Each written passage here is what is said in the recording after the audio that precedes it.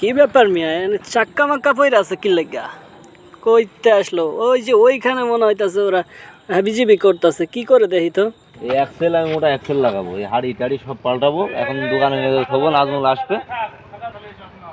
কাকা বলেছে যা করবে ওখান থেকে করে দিয়ে গাড়িটা নিয়ে আয়। মিয়া কট খাইছে রে। হাড়ি মারি যা বাদ দেবেন এখন কিনে আনতে হবে, টাকার মাঝে কিনে আনতে হবে। মনে হইতাছে আর যাইলাই সে কলার চাপটা ধরছিল আবার ছাইরা দিছে। এইখান থেকে সবকিছু ঠিক করে নিয়ে যাবো। আরে ভাই এইখান থেকে কি সবকিছু ঠিক হয়? দোকানে নিয়ে যান। আরাম করেন, ওইটা তো আর ঠিক খাবে না। সব একবার সব 2 টাকাই ফেলবো, সব ফেলবো। কি হলো? এখন এই অবস্থায় তো তাহলে ভিতর করে পেনামা বাদ দিতে হবে। যা বাদ যায় সব বাদ যাবে। মানে অত টাকা খরচ না করে এটা বাদ দিতে সমস্যা কি তোমার? এক্সেলটা আবার পরে টাকা পয়সা হয়ে গেলে ওইটা বাদ দিয়ে নিও। সব একবারে ঠাপ দিয়ে দেবো আজকে।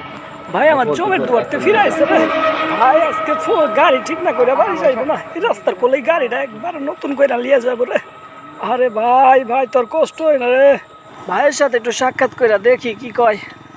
লেগেছে নাকি ভাই কারণ? না না, আপনি এরকম হয়ে গেছে? মন দিছিল, মন দিত।